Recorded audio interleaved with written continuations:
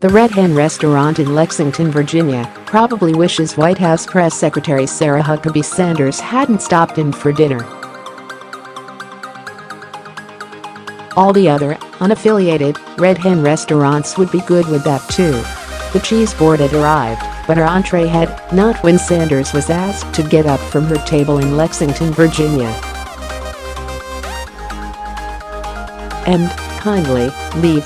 Sanders tweeted as much over the weekend, saying she was giving the boot because I work for Ed POTUS, referring to President Trump.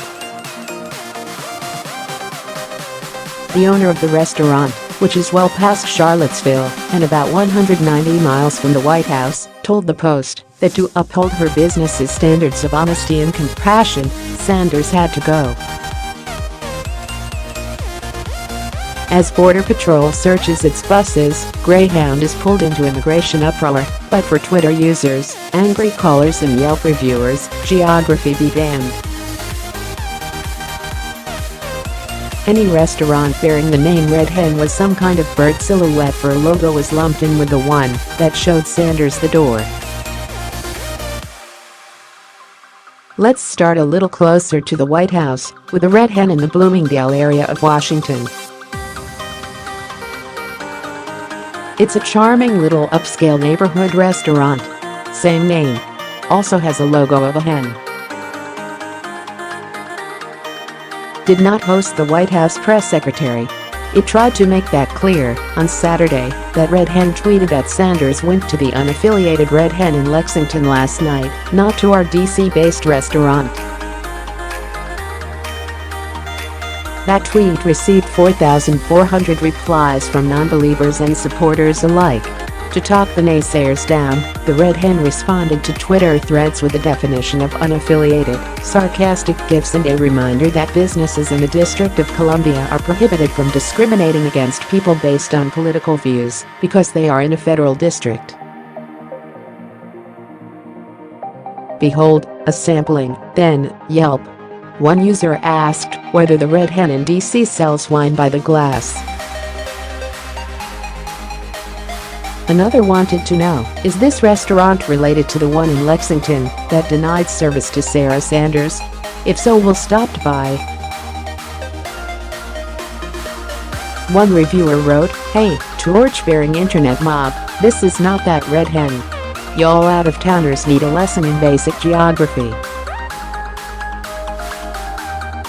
The first layoffs from Trump's tariffs are here. Another took a more diplomatic approach. Why not stop by anyway and show your support for this establishment that is being mistaken for the one in VI? Alas, its owners might have welcomed the support. Instead, the place was not only pulled into a social media storm but also, in a not-so-subtle protest, egged. Turns out Red Hen restaurants are popping up all over. To the north, another Red Hen restaurant in Swedesboro, N.J. was lambasted for denying service to someone who never ate there, according to New Jersey. Angry phone calls and Facebook posts poured in on Saturday morning as the staff was getting ready for a private event. In a Facebook post that day, the Red Hen in Swedesboro wrote that it is an independent, family-owned business that happens to share the same name as the one in Virginia.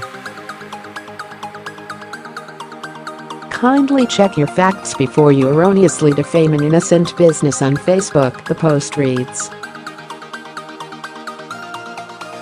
Elizabeth Pope, the restaurant's operating manager, told NJ.com that the restaurant's rating dropped from 4.8 stars to 3-point-something. Some callers lobbied violent threats, including, "I hope someone burns it down." The restaurant received more than 100 calls over 6 hours on Saturday afternoon. Next up, the Red Hen restaurant in Old Saybrook, Conn. Like Virginia, Connecticut was one of the original 13 colonies. But it is different from Virginia.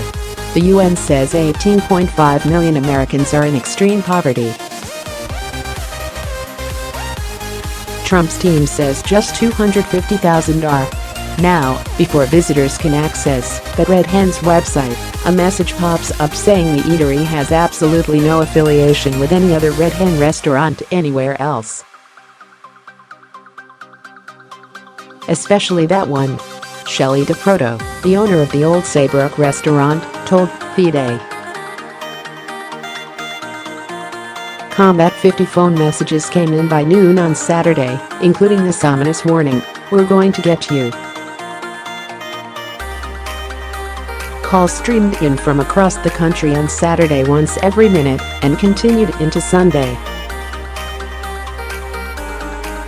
The restaurant's Yelp rating dropped from a 4.5 of 5 before Friday night to a 2, DeProto told The Day.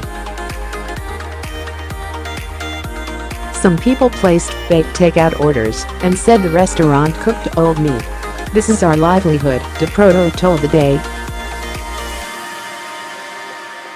"People here depend on this restaurant." On Monday morning, President Trump weighed in, saying the Red Hen should focus more on cleaning its filthy canopies, doors, and windows, badly needs a paint job. He did not specify which Red Hen.